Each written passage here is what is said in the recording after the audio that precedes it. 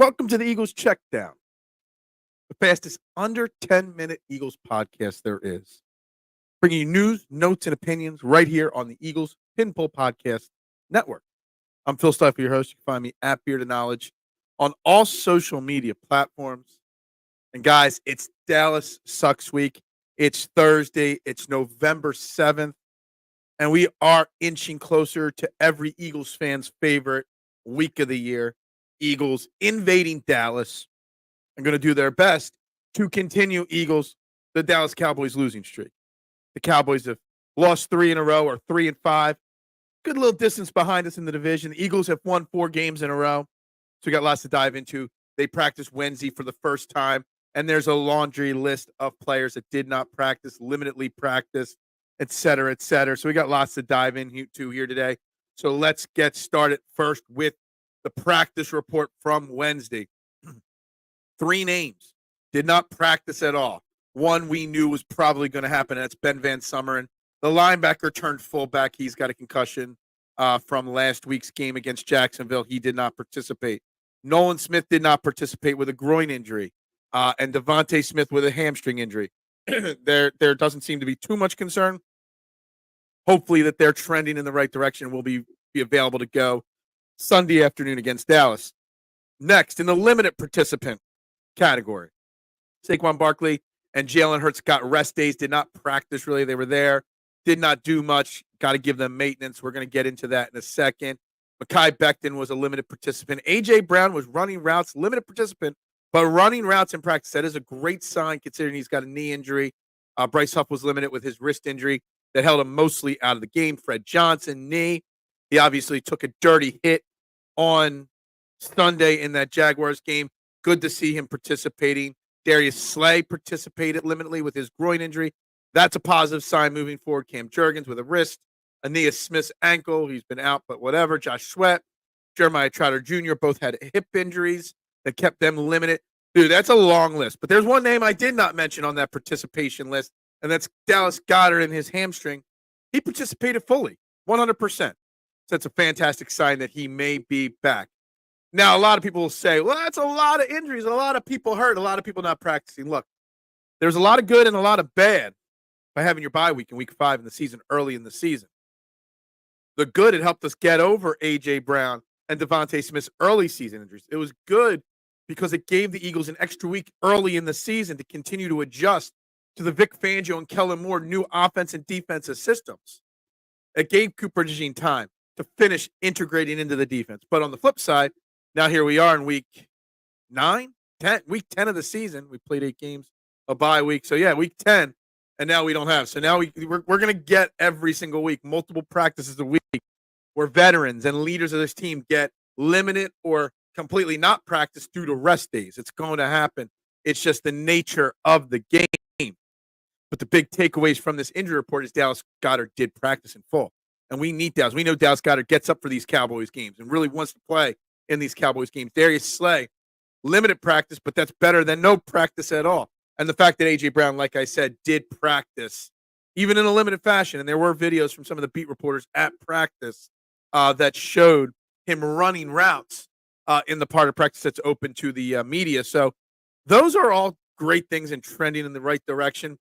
The only person that didn't practice or practice limitedly that I'd be worried about not playing on Sunday against the Dallas Cowboys is Ben Van Sumeren with that concussion. We'll see what the Thursday practice report is. If he moves to the limited, maybe that trends right in his direction, but that's about it. Bryce Huff being limited with the wrist injury, it's something that's, questionable because he didn't play much last week. We were told he had a wrist injury. His wrist was wrapped up. But Nick Sirianni spoke before practice on Wednesday there, and he was asked about, and his name was brought up, is Jalen Hunt,